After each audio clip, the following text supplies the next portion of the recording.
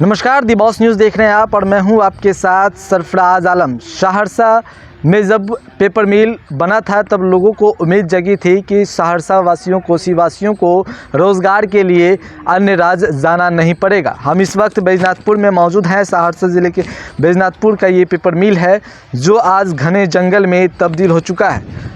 ज़मींदोज होता हुआ ये पेपर मिल दिख रहा है और तस्वीरें आप देख पा रहे होंगे किस तरह से भवन पूरी तरह से जर्जर हो चुकी है।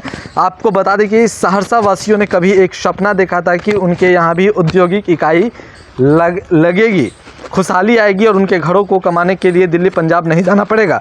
बिहार के उस समय में तत्कालीन उद्योग मंत्री शंकर टेकरीवाल ने बैजनाथपुर पेपर मिल को मंजूरी दी थी। मकसद केवल इतना था कि यहाँ के लोगों को प्रदेश ना जाना पड़े, लेकिन रमेश झा और टेकरीवाल के आपसी प्रतिनिधिता ने इस मिल को एक दिन भी चालू नहीं कर पाया। 4 दशकों से तैयार ये पेपर मिल आज देखिए किस तरह से आज ज़मींदोज हो चुका है। आज तक ये पेपर मिल जो है वो चालू नहीं हो सका। 1975 से 1976 तक जो है ये मिल बनकर तैयार हो गई थी, लेकिन कभी चालू नहीं हो सका। इन 4 दशकों में उन सभी दलों की सरकार रही जो राज्य के चुनावी दंगल में मुख्य प्रतिनिधित्व है। ऐसे में देखिए फिलहाल पेपर मिल के सभी उपकरणों में किस तरह से जंग लगनी शुरू हो चुकी है। पेपर मिल के सभी तरह का ढांचा बनकर तैयार हुआ था। मिल गेट के पास ऑफिस भी बना था, मिल तक जाने के लिए सड़क भी बनी हुई है। तो आप तस्वीर देख पा रहे होंगे किस तरह से मशीनें में जंग लगनी शुरू हो चुकी है। कई महंगे उपकरण यहाँ लगाए गए हैं, धूल फांक रहा है, ख़राब हो चुकी है कोई काम का ये मशीन। अब हमको नहीं लगता है किसी काम में ये मशीन आ पाएगा। तस्वीर अगर दूर तक आप नज़र डालेंगे तो कई मशीनें यहाँ पर लगाए गए हैं, लेकिन सभी मशीनें में जंग लगनी शुरू हो चुकी है। कई मशीन चोरी भी होती है, कोई इसे देखने वाला नहीं है। हमारे साथ यहाँ पर जो देखरेख कर रहे हैं वो यहाँ पर मौजूद है, हम इनसे बात करेंगे क्योंकि काफ़ी जब से ये पेपर मिल चालू बना तब से ये जो है यहाँ पर इसकी देखरेख कर रहे हैं। लेकिन सबसे बड़ी बात है कि जो देखरेख करते हैं उन्हें भी पैसे नहीं दी जाती है। क्या नाम हुआ आपका? सत्तो मुखिया। सत्तो जी, ये बताइए कब जब से चालू हुआ तब से जब से पेपर मिल बनी तब से आप यहाँ पे हैं? हाँ, शुरुआत से हम तो निजी हैं, हम यहाँ का घर हैं, वासी हैं यहाँ का। अच्छा, बगल के वासी है जी। ये बताइए क्या अभी दिक्कतें आ रही है पेपर मिल में, क्या हो रहा है अभी? इसका समस्या बहुत गंभीर है, बहुत रद्दी हालत हो गया है पेपर मिल का।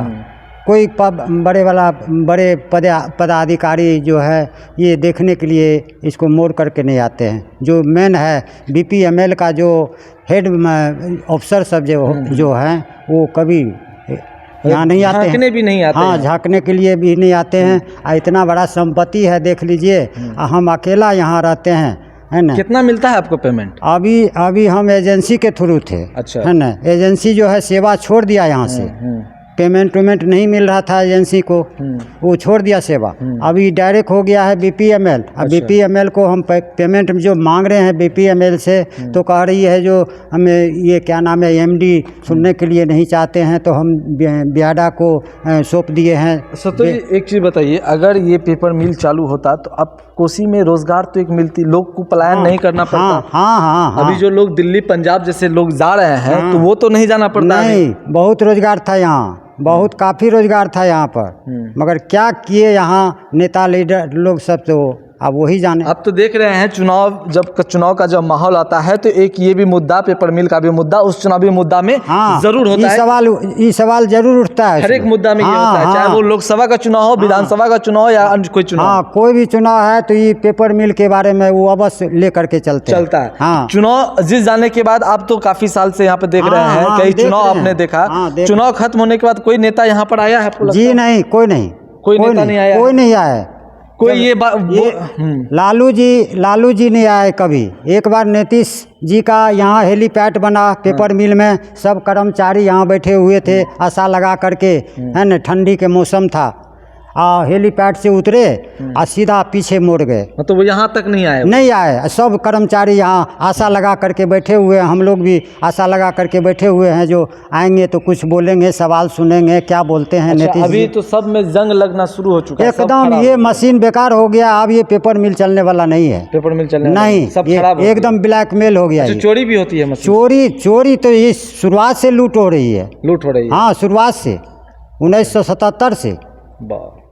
देखिए, सबसे बड़ी बात है कि पेपर मिल के अंदर रखे मशीनें की चोरी भी हो रही है, जिसे देखने वाला अभी तक कोई नहीं है, कोई देखने भी अभी तक नहीं आया। सिर्फ एक, क्या नाम है, सत्तो मुखिया जी है, सिर्फ यही अकेले है जो देख रेख करते हैं, रात दिन यहाँ पर रहते हैं। लेकिन सवाल है कि आखिरकार ये बंद क्यों पड़ा हुआ है, कारण क्या है?